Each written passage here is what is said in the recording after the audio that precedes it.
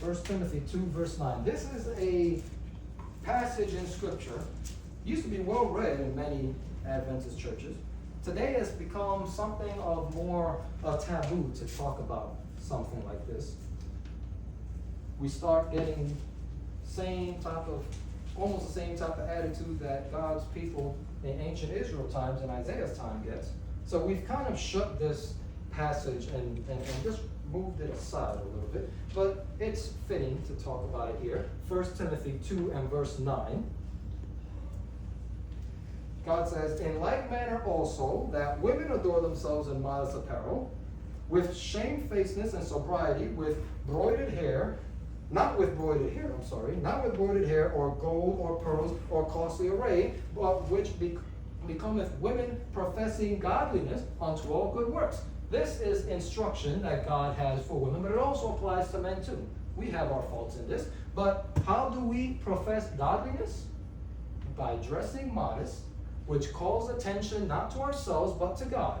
Without the fancy apparel, without the pearls, without the gold, without the costly array, God here is making a difference between the worldly dress and the Christian way of dress.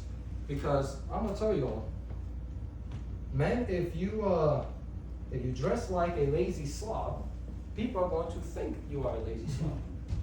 Ellen White says that people judge you by how you're dressed. Women, if you are dressed like I'm going to say this, if you're dressed like a harlot, people are going to think you are a harlot. And the problem is, in most churches, we have laid this instruction aside. And we say we are going to dress our own apparel.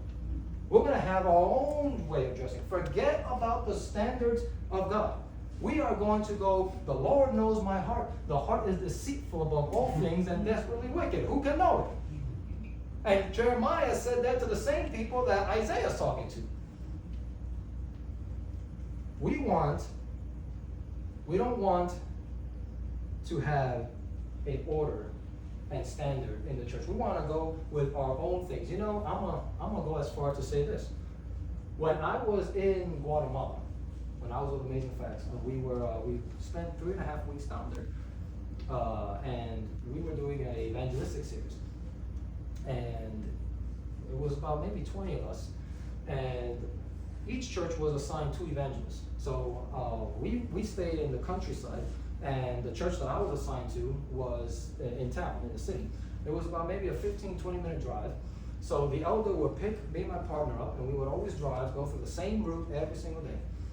And I remember one day, maybe it was day 2 or day 3, I noticed every time we went through this route, we stopped at this light all the time, and I noticed these 2 women standing in the corner. I would sit in the back, so I would have the whole view of everything in the car. And I noticed these 2 women standing in the corner, and these women were weird compared to everybody else.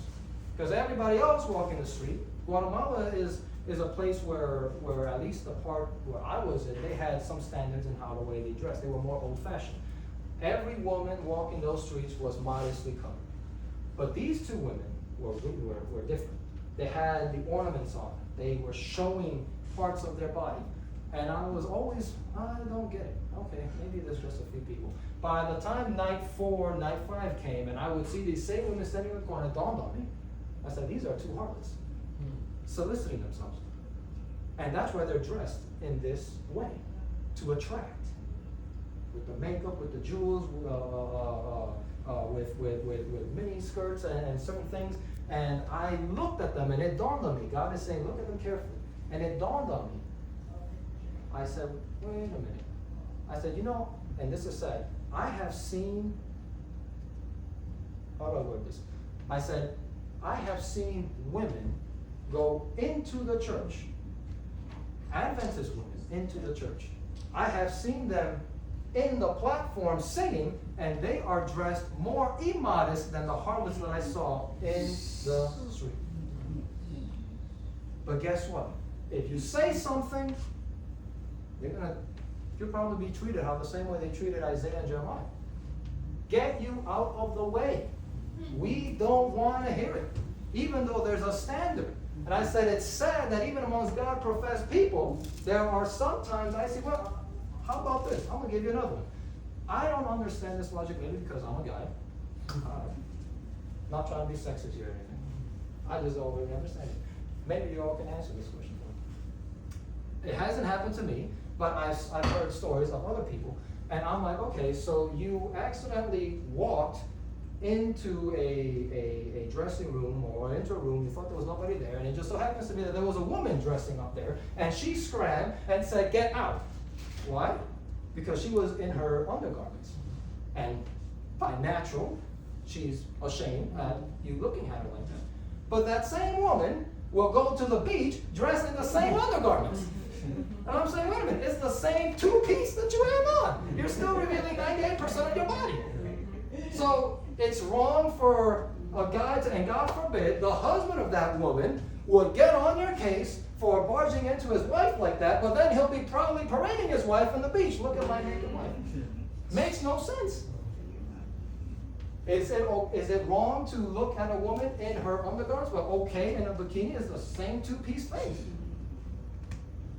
Have we let Babylon's way of dress and influence get into our hearts as it did in ancient Israel?